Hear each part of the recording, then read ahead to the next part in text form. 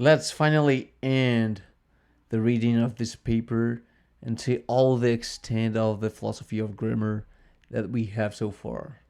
So, number three, how much should we be rigid and faithful to grammar?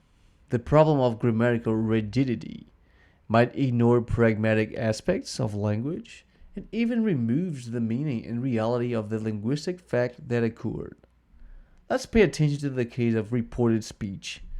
I've recorded some videos in my channel about this problem, but now we are going to see where I got this from. The rule is like this: if X wants to say what Y said at a given moment, for example, Y said that I'm a man, X must say that Y said that he was a man. That is, a sentence said in the simple present needs to go to the simple past. So they have this logic that you have always to go backwards in time to use the reported speech. Previous verb tense.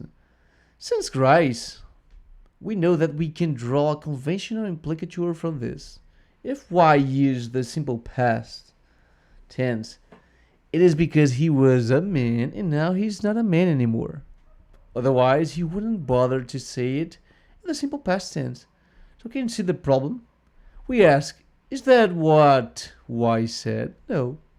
X therefore lied. So, X didn't do a proper reported speech because Y didn't say that he was a man. He is still a man. So, X should have said, Y said to me that he is a man. So I simply don't understand where those guys got this rule from. Another problematic case is the change of the modal will to would. Let's see. Y says to X that I'll see you tomorrow. And X then says, Y said that he would see me tomorrow. Is it a good report? It doesn't seem like it. The use of would has more implications, as it involves a past fact that makes it possible to conclude something about the prediction attempt of will. X could say that Y said he would come see me today, but his car has broken down and now he isn't coming anymore. Is that what Y said? That is, did Y open up the chance of not coming to see X? So this is the problem. The future or past supposed to be the previous verb tense compared to will.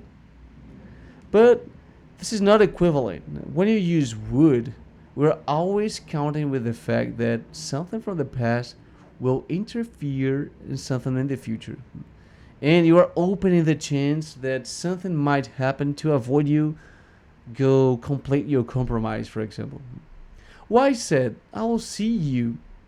Not, I will see you, although something might happen to prevent this. So, this isn't a proper reported speech, right? Furthermore, it is easy to see that the use of would is not prior to the use of will. I can't see previous verb tense, you know. It's not because we say that this is a future past that this is necessarily the previous verb tense of the simple past, right? Actually, as we saw above, modals don't characterize real verb tenses, as they don't represent actual situations, but facts about the future. Will and would have different proposals, and the latter is not a rewind of the former, as it seems more reasonable when we talk about past and present, respectively. In this case, it makes more sense, no? But will and would is not just a matter of going backwards in time. Actually, we use the future past normally in pragmatical aspects to represent something that, or an expression in which we want to be polite. Like, could you get this bottle of water for me? Or something like this. It's something like, I know that you can't get this bottle of water for me, but I want you to do it. if it doesn't bother you. So if it doesn't bother you, which is something for the past, get that thing for me. So in order to avoid representing a fact that I gave you orders, we use the future past to be more polite in those requests. Finally, we have the demonstratives in the general case of datics. Y talks to X. I was here yesterday, simple past. And then X talks to Z. Y said that he had been there a day before. He spoke this to me. Past perfect. This is a past perfect, which is supposed to be prior to the simple past. In theory, previous to a simple past. In certain point of view, it makes sense to say that yesterday is a day before the day on which Y spoke. Although not informative at all, because it has not been said which day was that. So it's kind of weird to use this reported speech like this, but it is still correct. It's plausible. But the here is there. What if the information of X was given to Z at the same place? So let's suppose that we have X, Y, Z. Y says something to X, and X says something to Z. Well, Y said that he had been there, but there is somewhere distant from the report. But what if X said this information to Z in the same place, or at the exact same place as Y said that to X? So you cannot change there to here or here to there, because there is at least a case in which I can make a reported speech at the same place. So those generic rules to say, Y said that there, but he had said, I was here. So here transforms into there. But what if X makes the report at the same place? You cannot change this anymore. So the grammar must tell us this. No. X could not apply this transformation rule between here and there, as the reported speech prescribes, due to the distance differences stipulated to these locations adverbs. So that's it. Those were all the pragmatical aspects that are relevant to the definition of the grammar rules. Of course, that making those reflections and thinkings about all those rules, we are seeing that not every rule is quite correct, is plausible. We have seen a lot of problems, and it's because we are making a fundamental investigation using philosophy, and specifically the philosophy of language, that we are seeing that not every grammar rule is correct or is plausible. Maybe we should change those things, because mainly because of the pragmatics, when we take in consideration the context and the language in use, we start to see some problems in this rigid grammar. So let's see the final considerations. The idea of this paper was to show good evidences that philosophy is essential to the comprehension of many, if not all, areas of knowledge, either formal or informal. I was trying to be modest here, but I can guarantee to you that philosophy and mainly metaphysics is by definition the basis for all sciences. And mainly concerning grammar, the basis of the language, which is necessary to make philosophy and grammar at all. So the grammar is needed to make the grammar itself. Despite the paradox of which of them came first, we are simply continuing to theorize about the foundations of reality. The idea was also to improve the teaching of the English language, as this work shows that we have to consider a lot of daily life notions to even formalize a grammar And not just that, a lot of hidden aspects of the world which only philosophy is able to unveil. So those are the references: Grice, George Person, Lyons, Searle,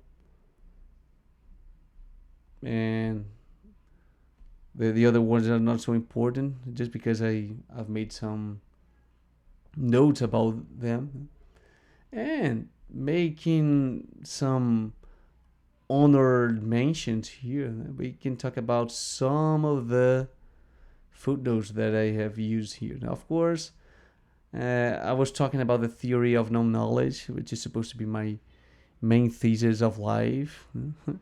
I I argue that this is the absolute truth, uh, the goal of all philosophers. We don't have to read this. This is too much for this class here. But as something interesting is this. I was trying to theorize about some other levels of conditionals because we have the zero, first, second, and third. But what if we had -1 and -2? Like this, for example. No. For some people, it's still strange to accept that language is not a mere instrument, but our own conditions for describing and creating events in the world. The definition is proposed by the philosophy of language, which demonstrates the intrinsic relationship between reality and the propositions we enunciate. Specifically, in the study of the conditionals, there are two arguments that allow you to create such hypothetical sentences: the formal and the epistemological. Classically, we have the zero conditional, first, second, and third. Despite the clarity of these definitions, they are not complete, at least from a logical point of view, but only from a practical one. Let us see what additions the philosophers can make to this theory. We can define as the -1 conditional a sentence that is not only highly predictable, but indubitable. So, if the zero conditional talks about laws, even though the laws are certain, there are still science, and science might get wrong sometimes. But what about the indubitable phrase? Like, for example, we can talk about the Saint Augustine or René Descartes cogito. This is the Descartes cogito. If I think, therefore I am. This is supposed to be the first truth, right? If I think, therefore I am. This is a conditional, and I cannot doubt as much as I can doubt, for example, if I heat the ice, it melts. Maybe depending on the planet, depending on the place I am. I will not consider cryptic considerations here about what is an ice anyway. It has to be H2O, H02, right? But there might be a place in which I can heat the ice and the ice can get even more solid. So, but this one, no, it's impossible to, at least at first thought, it's impossible to deny that if I think, therefore I am. Because that was supposed to be the sufficient reason for you to be something. Like to think. It's not necessary, but it is a sufficient. This is what Descartes has thought. But, of course, this is not an absolute truth, because if we start to think about the meanings behind those words, Descartes would have to define all those words, and he would have to use words to define words, and he would have to use words to define words to define words. And this is not quite the absolute truth. And that's why we have to talk about the theory of known knowledge, because that would be the words that you can use in a -2 conditional, the real absolute truth. But maybe this is too much for this class. But think about it. That would be very interesting. We are going backwards epistemologically, and If the third condition is the more doubtful one, the -2 condition would be the absolute truth. Some other things that we have here, I could talk about the extraterrestrial paradox. It's very interesting. Let me see here.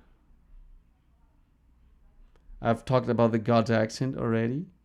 And how would a God have an accent if it is infinite, right? You cannot arbitrate for an accent, for a nationality, for a culture, for God, because he's everything. So how can people talk with God? Is incredible. Well, I think that's it. That would be too much theory, and that would go away from our objective here, and is not to make so much philosophy, but try to show that philosophy might help you with the English learning. So that's it. This is the end of the paper, the end of the classes. I hope that you have liked this. See you on those next videos then. Bye bye.